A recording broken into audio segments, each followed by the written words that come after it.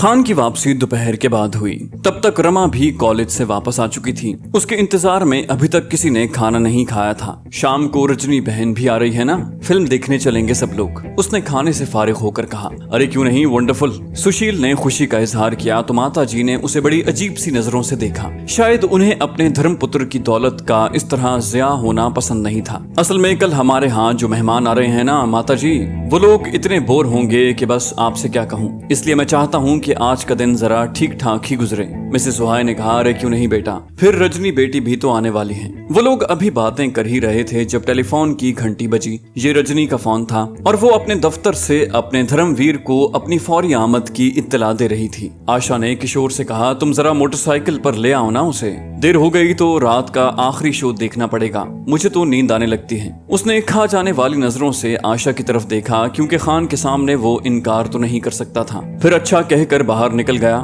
کشور کی واپسی 1.5-2 گھنٹے بعد ہوئی تھی۔ رجنی اب اس گھر کے فرد کی سی حیثیت اختیار کر چکی تھی۔ خان بھی اس کے گھر میں بالکل اسی طرح چلا جاتا تھا جیسے یہاں مسٹر سہائے کے گھر میں۔ رجنی کی ماں کو وہ موسی کہا کرتا تھا اور اس کا دل بھی اس نے پہلی ہی 1-2 ملاقاتوں میں جیت لیا تھا۔ رجنی نے اپنی ماں کو بتایا تھا کہ خان نے اس کا بدلہ چکایا ہے۔ وہ خود اس کی بہت ممنون تھی کہ خان نے جیتے جی اس کے سر سے ایک بہت بڑا بوجھ اتار دیا تھا۔ تھوڑی دیر بعد وہ خود رجنی کے ساتھ اس کے گھر جا رہا تھا۔ راستے میں رجنی بغیر کچھ کہے سنے شروع ہو گئی تھی۔ انٹیلیجنس کی تربیت کے باوجود اس کی عورتوں والی فطرت ابھی تک قائم تھی۔ اس کی ہمیشہ سے خواہش ہوتی تھی کہ وہ اپنے پاس موجود اطلاعات جتنی جلدی ممکن ہو خان کو منتقل کر دے۔ خان اس کی باتیں اپنے ذہن میں نقش کر کے انہیں اپنے ملک کو منتقل کر دیا کرتا تھا، لیکن بظاہر وہ یوں دکھائی دیتا جیسے اس کی گفتگو میں کوئی دلچسپی نہ لے رہا ہو۔ آج رجنی نے اسے جو اطلاع دی تھی وہ واقعی چونکا دینے والی تھی۔ اس نے بتایا تھا کہ آج ایک کرنل بڑی اہم اطلاعات لے کر یہاں پہنچا ہے۔ یہ کرنل پاکستانی افواج کے ہیڈ کوارٹر میں انٹیلیجنس سے ڈیل کرتا رہا ہے۔ خان کے منہ سے بے ساختہ نکل گیا، سچ؟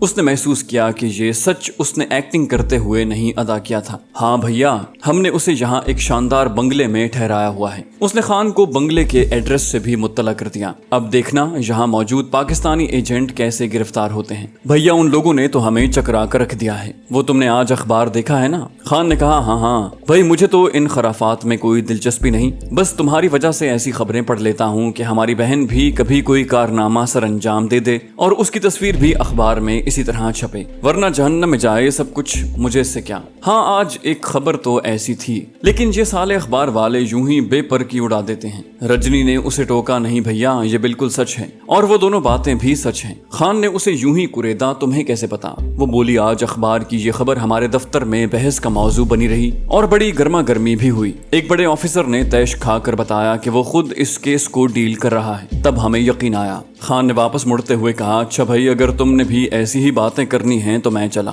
وہ بولی، ارے نہیں سوری بھیا، دیکھو نا ایک تم ہی تو ہو جس سے دل کی باتیں کر لیتی ہوں، اور تو کوئی ایسا ہے ہی نہیں۔ خان بولا، ہاں بھائی یہ تو ہے، لیکن اب تمہارے لیے کوئی ایسا ڈھونڈنا پڑے گا، ورنہ اس رفتار سے موٹی ہوتی رہی تو۔ خان نے بات نامکمل ہی چھوڑ دی۔ ٹھیک ہے بھیا، ایسی بات نہیں کریں گے، رجنی نے اس کے منہ کے سامنے ہاتھ کرتے ہوئے ہنس کر کہا۔ کبھی کبھی تو خان کو رجنی سے مل کر بڑی شدت سے اپنی بہن کی یاد ستانے لگتی۔ وہ سوچتا یہ رشتہ بھی کتنا نازک اور حساس ہے، چاہے زبردستی ہی قائم کیا جائے لیکن اپنا تقدس منوا کر رہتا ہے۔ موسی اس کی شکل پر نظر پڑتے ہی اس کی بلائیں لینے کے لیے بے اختیار آگے بڑھی۔ اس نے خان کے نہ کرنے کے باوجود بھی اس کے لیے چائے بنا دی۔ دونوں کچھ دیر وہیں رہے، پھر رجنی اس کے ساتھ ہی ان کے گھر آ گئی۔ کوئی ڈملا صاحب اب تک 3 مرتبہ فون کر چکے ہیں۔ مسز سہائے نے گھر میں داخل ہوتے ہی خان کو چتاونی دی۔ ڈملا نام پر وہ چونکا۔ انہوں نے یہ نمبر لکھایا ہے بھیا کہ جب آپ آئیں تو فوراً یہاں فون کر لیں۔ کشور نے ایک پرچی اس کی طرف بڑھا دی۔ ارے یار، یہ ڈملا صاحب کب میری جان چھوڑیں گے؟ ایک تو اس ملک میں کسی سے ہنس کر بات کر لو وہی گلے لگ جاتا ہے۔ شریمان سے ایک مرتبہ ٹرین میں دوستی ہو گئی تھی۔ کشور نے فوراً کہہ دیا، میں اسی لیے تو کسی سے بھی بے تکلف نہیں ہوتا۔ آشا بولے بغیر نہ رہ سکی، یہ تو لوگوں پر احسان ہی کرتے ہو۔ پھر وہ دونوں آپس میں الجھنے لگے اور خان فون کرنے دوسرے کمرے میں چلا گیا۔ پہلی ہی کوشش پر نمبر مل گیا۔ فون کسی مسٹر ڈملا نے ہی ریسیو کیا تھا۔ اپنی پہچان مکمل کروانے کے بعد اس نے خان تک تازہ مشن پہنچا دیا۔ Colonel X3 general head quarter سے فرار ہوا ہے۔ हमारी इत्तलात के मुताबिक रॉ ने उसे कहीं दिल्ली के रिहायशी इलाके में ठहराया हुआ है। ये शख्स गो के अपने साथ कागजात नहीं ले जा सका, लेकिन हमारे लिए बहुत खतरनाक साबित हो सकता है। जितनी जल्दी मुमकिन हो उसे तलाश करके ठिकाने लगा दो। दूसरी तरफ से कहा गया, खान की रहनुमाई के लिए उसे दिल्ली के 2-3 केमिस्टों के नाम भी बता दिए गए थे, जिनसे वो क्लोरोफॉर्म या जहर वगैरह भी हासिल कर सकता था। उसे इस बात की हिदायत की गई थी कि मौत को ज्यादा से ज्यादा कुदरती बनाने की कोशिश करे। ओके सर कहकर उसने फोन बंद कर दिया। रजनी ने उसे थोड़ी देर पहले ही जो तुरुप का पत्ता दिखाया था, वही चाल चलने का वक्त आ गया था। खान समझता था कि X3 ओहदा रखने वाला कर्नल कितना खतरनाक साबित हो सकता था। ये शख्स दुश्मन को पाकिस्तानी इंटेलिजेंस के काम करने के बुनियादी तरीक़ेकार से आगाह कर सकता था, अपने लॉन्चिंग पैड दुश्मन को बता सकता था, और सबसे बढ़कर ये दुश्मन को पाकिस्तानी इंटेलिजेंस के ऑब्जेक्टिव से आगाही बाहम पहुंचा सकता था। खान ने सोचा इसे फौरन खत्म हो जाना चाहिए और अंदर चला आया। दूसरे कमरे में दाखिल होते ही उसका मूड नॉर्मल हो गया था। सब लोगों ने चाय इकट्ठे ही पी और फिर फिल्म की तैयारियां होने लगी। 9:30 बजे फिल्म खत्म होने पर वो सबके साथ घर वापस आया। रवानगी से पहले ही उसने उन लोगों को बता दिया था कि उसे आज रात डिमला साहब से होटल में जरूर मिलना है। उसने हंसते हुए कहा था, मैं नहीं चाहता कि वो मुझे मिलने यहाँ आए। किशोर ने राय दी, भैया अभी मिल आइए ना। खान ने कहा, वाह भाई वाह, अब ऐसा भी नहीं कि उस गधे के लिए अपनी फिल्म का सत्यानाश कर लूं। आशा ने नारा बुलंद किया, ठीक है भैया, एकदम शानदार। खाना उसने सबके साथ इकट्ठे खाया, फिर इजाजत लेकर डिमला से मिलने चला गया। किसी ने उससे होटल का एड्रेस पूछने की जहमत गवारा न की, ना ही उसने कुछ बताया। मोटरसाइकिल लेकर वो सबसे पहले रात के पहले पहर पुरानी दिल्ली के एक मोहल्ले में पहुंचा। टेलीफोन पर उसे यहाँ के एक बदमाश से मुलाकात का तरीका समझा दिया गया था। एक खास आदमी का नाम जो उसे बताया गया था, कहने पर बदमाश के चमचे उसे अपने बॉस के पास ले गए थे। खान ने बगैर कुछ कहे सुने उसके सामने नोटों की गड्डी फेंक दी। उसने कहा, 33 बोर का रिवॉल्वर और गोलियां, और खामोश हो गया। बदमाश ने पैसे गिनने के बाद मुतमईन होकर कहा, ठीक है। वो दूसरे कमरे में चला गया। खान अकेला वहीं 15-20 मिनट तक बैठा रहा। 15-20 मिनट बाद उसकी वापसी हुई। शायद उसने स्टॉक कहीं दूर रखा हुआ था। रिवॉल्वर और एक चमड़े की थैली में मौजूद गोलियां उसने खान के सामने फेंक दी। खान ने जहां दीदा नजरों से बखूबी अंदाजा कर लिया था कि ये रिवॉल्वर उसके मुल्क ही के इलाका गैर का बना हुआ था और स्मगल होकर यहाँ आया था। उसने बदमाश की आंखों में झांका, मैं अपना इत्मीनान करना चाहूंगा। वो बोला, कर लो। उसने कहा, यहाँ? बदमाश फाड़ खाने वाले लहजे में बोला, हाँ। खान ने रिवॉल्वर लोड किया और कमरे की खिड़की से बाहर 3 फायर यके बाद दीगरे कर दिए। मुतमईन होकर उसने पिस्तौल दोबारा लोड करने के बाद उसे अपने कपड़ों में छुपा लिया। गोलियों वाली थैली उसने फेंक दी थी। गोलियां अपनी जैकेट की जेबों में मुंतकिल कर ली और लंबे लंबे डग भरता बाहर निकल आया। मोटरसाइकिल उसने एहतियातन यहाँ से 1.5-2 फरलांग दूर खड़ी की थी। बाहर गली में अंधेरा छाया हुआ था। उसे हैरानी हुई कि फायरिंग की आवाज पर कोई उस तरफ मुतवज्जे नहीं हुआ था। शायद ये शख्स पुलिस के ताउन से अपना धंधा चला रहा था। इस बात का उसने बतौर खास ख्याल रखा था कि उसका ताकुब तो नहीं किया जा रहा। मोटरसाइकिल तक वो महफूज पहुंच गया और थोड़ी देर बाद उसकी मोटरसाइकिल दिल्ली की एक मॉडर्न आबादी की तरफ उड़ी चली जा रही थी। इस मॉडर्न कॉलोनी पर सन्नाटा छाया हुआ था। कहीं कहीं बंगलों के बरामदों में लगे बल्ब जल रहे थे।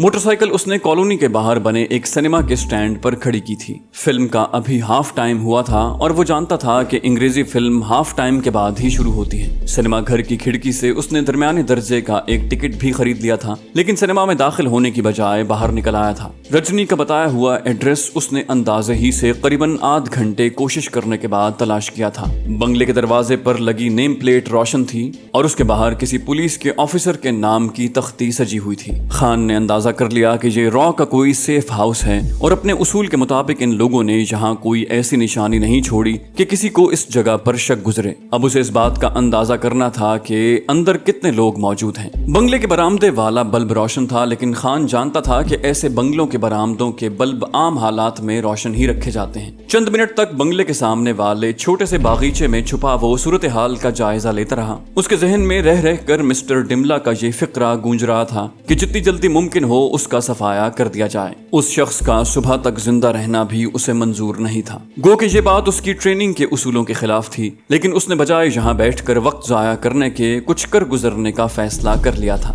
12 बजने को आ रहे थे और आध घंटे बाद फिल्म का शो खत्म हो जाता। अपनी जगह से वो उठा और एक लंबा चक्कर काट कर बंगले की पुश्त पर पहुंच गया। बंगले की पिछली दीवार के पास रुककर उसने पिस्तौल को जैकेट की जेब में ठूसा, अपने चेहरे को एक बड़े रुमाल की मदद से अच्छी तरह ढांपा और अतराफ اطراف کا جائزہ لینے لگا۔ ہر طرف سکوت طاری تھا۔ پانی کے پائپ کے ذریعے اس نے بنگلے کی چھت پر پہنچنے کا فیصلہ کر لیا تھا اور اب اسی طرف بڑھ رہا تھا۔ پائپ پر دونوں ہاتھ جما کر اس نے ایک نظر اوپر دوڑائی۔ اس کی خوش قسمتی کہ بنگلہ جدید طرز کا اور ایک منزلہ ہی تھا۔ بمشکل 3-4 منٹ بعد وہ چھت پر موجود تھا۔ چھت پر بیٹھ کر اس نے پہلے تو اپنے دل کی دھڑکن کو نارمل کیا، پھر جیب میں موجود پستول کو تھپ تھپا کر ان سیڑھیوں کی طرف بڑھنے لگا جو نیچے اتر رہی تھی۔ اگلے ہی لمحے وہ سیڑھیوں پر سانپ کی طرح رینگتا ہوا نیچے اتر رہا تھا۔ سیڑھیوں کا خاتمہ نیچے برآمدے میں ہوا۔ اس کے سامنے 3 کمرے تھے جن میں سے صرف ایک میں معمولی سی روشنی تھی۔ برآمدے کے بالکل سامنے مین گیٹ کے ساتھ ملحق ایک چھوٹا سا کمرہ یہاں کسی محافظ کی موجودگی کی چغلی کھا رہا تھا۔ اس نے پہلے اس سے نمٹنا مناسب سمجھا اور اس کی طرف بڑھنے لگا۔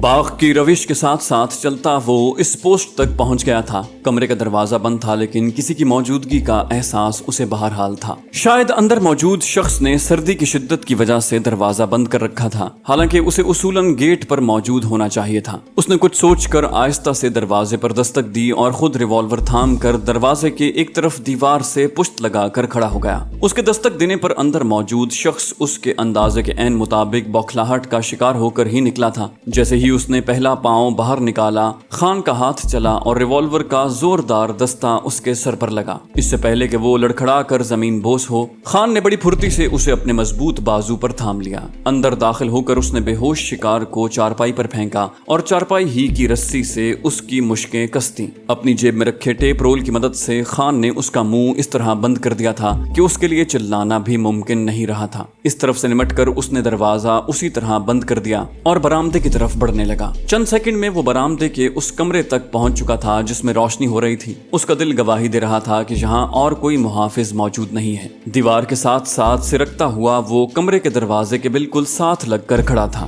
یہ دیکھنے کے لیے کہ دروازہ کھلا ہے یا بند، اس نے آہستہ سے ہینڈل گھمایا تو ہینڈل پورا گھوم گیا۔ اس کا مطلب یہ تھا کہ دروازہ کھلا ہے۔ شاید اندر موجود غدار کرنل نے یہ سمجھ لیا تھا کہ وہ اب بالکل محفوظ ہے۔ اب دائیں ہاتھ میں ریوالور تھامتے ہوئے اس نے ہینڈل کھول کر دروازے کو جھٹکے سے کھولا۔ سامنے ایک آرام دہ کرسی کے نزدیک رکھی میز پر ایک ٹھگنے سے قد کا دوہرے وجود کا آدمی کاغذ اور قلم رکھے کچھ سوچ رہا تھا۔ خان کو اچانک دیکھ کر وہ حواس باختہ ہو گیا۔ عابد خان نے سسکاری لی، ہینڈز اپ، اور کرنل نہ صرف خود اٹھ کر کھڑا ہو گیا بلکہ اس کے دونوں ہاتھ بھی کسی مکینکی عمل کے تحت اٹھتے چلے گئے۔ خان نے ایک قدم آگے بڑھ کر وہ کاغذات اٹھا لیے اور ان پر ایک نظر ڈالتے ہوئے دوبارہ وہاں پھینک دیے۔ کرنل اپنی یادداشت کے سہارے پاکستان انٹیلیجنس سے متعلق معلومات ان کاغذات پر اپنے نئے مالکوں کے لیے منتقل کر رہا تھا اور ایک فائل الگ سے اس کے سامنے دھری تھی۔ غدار، بے غیرت، لعنت ہے تمہارے مسلمان ہونے پر، تم اپنے مسلمان بھائیوں کو ان ہندوؤں کے ہاتھ فروخت کر رہے تھے۔ کرنل گھگیایا، میں مجبور تھا، میں ان لوگوں کے جال میں پھنس چکا ہوں۔ خان دھاڑا، اب تک انہیں کیا کچھ بتا چکے ہو؟ وہ بولا، کچھ نہیں، کچھ بھی نہیں، یہی کچھ لکھ کر دینا تھا۔ خان نے کہا، تم تو یہی سمجھتے ہوگے کہ پاکستان چھوٹا سا ملک ہے بھارت کے مقابلے میں، اور تم جیسے غداروں کا تعاون بھی دشمن کو حاصل ہے، اس لیے ہم ختم ہو جائیں گے۔ خان کے لیے اپنی نفرت اور غصے پر قابو پانا ممکن نہیں ہو رہا تھا۔ کرنل جواب میں خاموش رہا۔ خوف سے اس کی گھگی بند گئی۔ موت کے سائے ابھی سے اس کی آنکھوں میں لہرانے لگے تھے۔ ضمیر فروش انسان، تو یہ کیوں بھول گیا کہ خدا اپنے باغیوں پر یہ زمین تنگ کر دیتا ہے؟ میں پاکستان انٹیلیجنس کی طرف سے تیرے لیے خدا کا عذاب بن کر آیا ہوں۔ کتنا بد نصیب ہے تو، ساری زندگی تو نے پاکستان کی خدمت کی اور جب مرنے کا وقت آیا تو تیرا شمار کافروں کے ساتھیوں میں ہونے لگا۔ کاش تیری یہ حالت دیکھنے کے لیے تیرا کوئی نیا مالک یہاں موجود ہوتا۔ کیا مطلب؟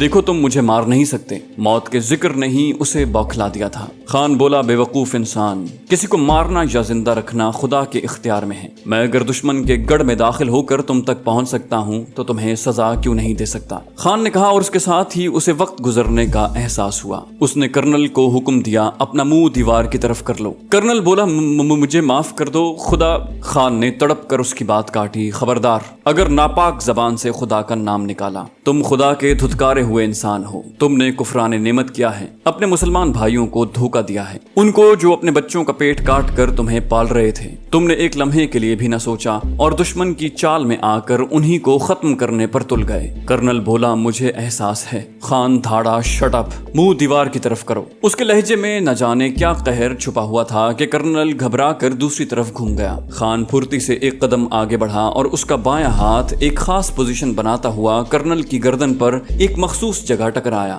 منہ سے کوئی آواز نکالے بغیر دوہرے بدن کا غدار بنگالی چپ چاپ زمین بوس ہو گیا۔ امکانات میں شامل وہ بات کہ اس کی موت زیادہ سے زیادہ نیچرل دکھائی دے، جانے اس کے لاشعور کے کس گوشے میں دفن ہو چکی تھی۔ 1400 سال کے شہداء باری باری اس کی نظروں کے سامنے سے گزر رہے تھے۔ اس کا ذہن اپنے ٹریننگ کلاس روم میں پہنچ چکا تھا۔ یورپ، افریقہ، بلاد عرب اور ہندوستان، کہاں کہاں ان غداروں نے شہداء کی ان قربانیوں پر پانی نہیں پھیرا تھا۔ اسے یاد آ گیا کہ سراج الدولہ کو انہی سانپوں نے ڈسا تھا۔ شیر میسور انہی ننگ ملت وطن فروشوں کی بدبختیوں کا شکار ہوا تھا۔ اس کا دل پکار رہا تھا، اس کے اسلاف کی قربانیاں ضائع کرنے والے یہی غدار ہیں۔ یہ کرنل پاکستان کا نہیں، تاریخ کا مجرم تھا۔ اس نے سوچا اس کی موت ایسی ہو کہ دوسرے نصیحت اختیار کریں اور اس کے ورغلانے والوں کو بھی علم ہو جائے کہ اب مسلمان ان ننگ ملت غداروں کو سزا بھی دے سکتے ہیں۔ نہیں کرنل، میں اتنی بے بسی سے اپنے پوربی پاکستان کو مرنے نہیں دوں گا۔ وہ بڑبڑایا اور اس نے تمام کاغذات اکٹھے کر کے سامنے والی کھڑکی کے ساتھ لٹکتے پردے کے نیچے ڈھیر لگا دیے۔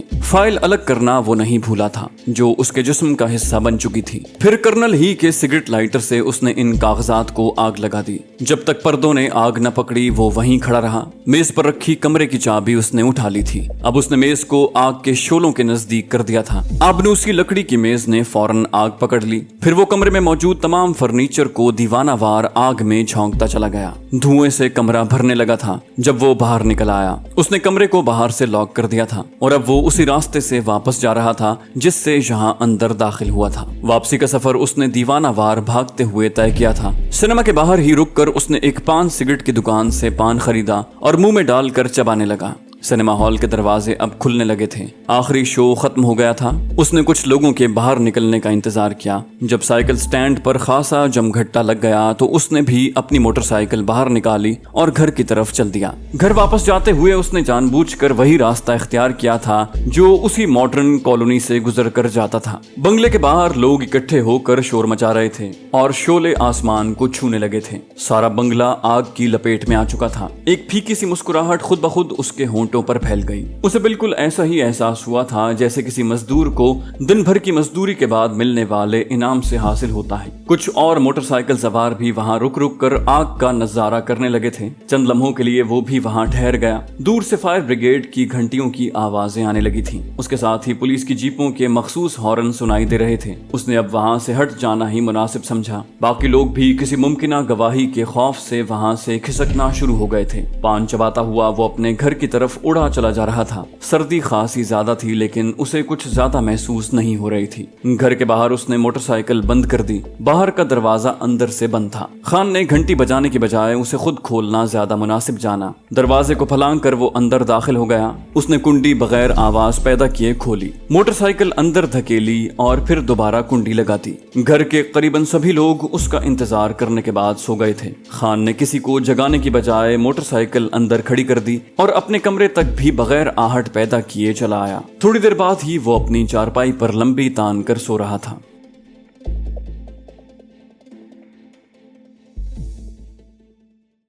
تو دوستو یہ تھی ہماری آج کی ایپیسوڈ۔ امید کرتے ہیں آپ کو ہماری کہانی پسند آئی ہوگی۔ جانے سے پہلے اس ویڈیو کو لائک کیجیے اور شیئر کرنا مت بھولیے۔ کامنٹ کر کے ہمیں بتائیے کہ آپ کو ہماری ویڈیو کیسی لگی، اور اگر ابھی تک آپ نے اس چینل کو سبسکرائب نہیں کیا تو اسے سبسکرائب کیجیے اور بیل آئیکن دبا کر آل نوٹیفیکیشنز آن کر لیجیے۔